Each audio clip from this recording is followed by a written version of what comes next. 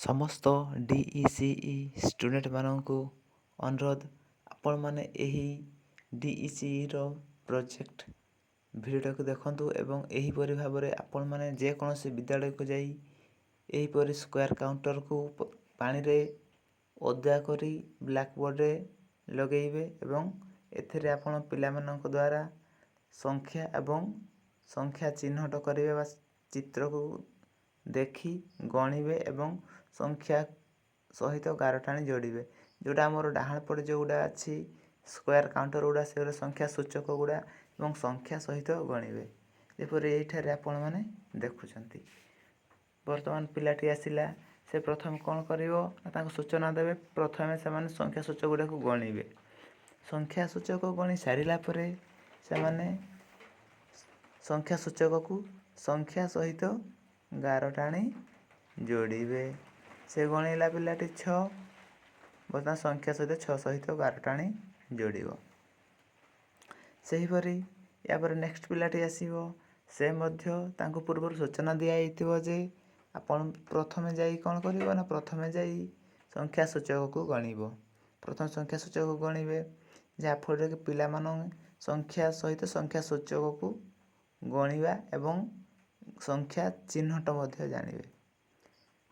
ତ ପିଲାଟି ବର୍ତ୍ତମାନ ଗଣିଲା ଏବଂ ସେ କ'ଣ କରୁଛି ନା ପୁଣି ଦେଖୁଛି କେଉଁଟା 7।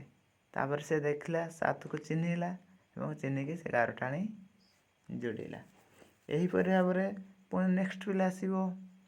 ନେକ୍ସଟ ପିଲା ମଧ୍ୟ ସେଇଆ ସଂଖ୍ୟା ସୂଚକ ଗଣିବ ଏବଂ ସଂଖ୍ୟା ଚିହ୍ନଟ କରିବ। ଏ ହେଉଛି କ'ଣ ନା TLM ମାଧ୍ୟମରେ ଆପଣମାନେ ଏହିପରି ପିଲାମାନଙ୍କୁ ସଂଖ୍ୟା ଚିହ୍ନଟ ଶିଖେଇ ପାରିବେ। କାରଣ ଏହାଦ୍ୱାରା ପିଲାମାନଙ୍କର କ'ଣ ହେବ ନା ପିଲାମାନେ ଆଗ୍ରହ ବଢ଼ିବ ଏବଂ ସମସ୍ତ ପିଲାମାନେ କହିବେ କ'ଣ ନା ପ୍ରଥମେ ମୁଁ କରିବି, ପ୍ରଥମେ ମୁଁ ଯିବା ପାଇଁ ଗଣିବି। କିନ୍ତୁ ତା ପୂର୍ବରୁ ପିଲାମାନଙ୍କୁ ଟିକେ DC ଶୃଙ୍ଖଳାରେ ବସିବା ପାଇଁ ଆପଣମାନେ ପିଲାମାନଙ୍କୁ କହିଥିବେ, ଯାହାଫଳରେ ପିଲାମାନେ ଆରାମସେ ଶୃଙ୍ଖଳିତ ଭାବରେ ବସିବେ ଏବଂ ପିଲାମାନେ କିପରି ଭାବରେ ଯାଇକି ସଂଖ୍ୟା ସୂଚକକୁ ଗଣୁଛନ୍ତି ଏବଂ ସଂଖ୍ୟା ସହିତ ଗାରଟାଣି ଯୋଡ଼ୁଛନ୍ତି ତାହା ଦେଖିବେ ଏବଂ ସେଇଗୁଡ଼ାକ ସେମାନେ ମଧ୍ୟ କରିପାରିବେ। କିନ୍ତୁ ଯେହେତୁ ଏମାନେ ଛୋଟ ପିଲା, ଶିଶୁ ବାଟିକା ଏବଂ ପ୍ରଥମ ପିଲା, ତେଣୁ ତାଙ୍କୁ କ'ଣ କରିବା ନା ଯେତେବେଳେ ବି ଆପଣ ଯେକୌଣସି ଆକ୍ଟିଭିଟି କରନ୍ତୁ ନା କାହିଁକି ତାଙ୍କୁ ଏହିପରି ବିଭିନ୍ନ ପ୍ରକାର ରଙ୍ଗ ବେରଙ୍ଗର ଚିତ୍ର କରିବେ କିମ୍ବା ଆପଣମାନଙ୍କୁ ପ୍ରତ୍ୟେକ ବିଦ୍ୟାଳୟରେ ମିଳିଥିବା GK କିଟ୍ର ବ୍ୟବହାର କରିକି ଏହିପରି ପିଲାମାନଙ୍କୁ ସଂଖ୍ୟା ଜ୍ଞାନ ବା ସଂଖ୍ୟା ଗଣନ ଶିଖେଇବେ। ଯାହାଫଳରେ ପିଲାମାନଙ୍କର କ'ଣ ହେବ ନା ଅତି ଶୀଘ୍ର ପିଲାମାନେ ଶିଖିପାରିବେ ଏବଂ ପିଲାମାନେ ଯେତେବେଳେ ସଂଖ୍ୟା ସୂଚକକୁ ଗଣୁଛନ୍ତି ତାଙ୍କୁ ମଧ୍ୟ ବଡ଼ ପାଟିରେ ଗଣିବା ପାଇଁ କହିବେ। ଯାହାଫଳରେ ଅନ୍ୟ ପିଲାମାନେ ମଧ୍ୟ ଶୁଣିକି ତାହା କରିପାରିବେ। ଦେଖିବା ବର୍ତ୍ତମାନ ସେ ପିଲାଟି ତାର ଗଣିଲା ସଂଖ୍ୟା ସୂଚକ 5ଟି, 5 ସାଙ୍ଗରେ ଯୋଡ଼ିଦେଲା। ଏହାପରେ ଶେଷ ପିଲାଟି ଆସିବ।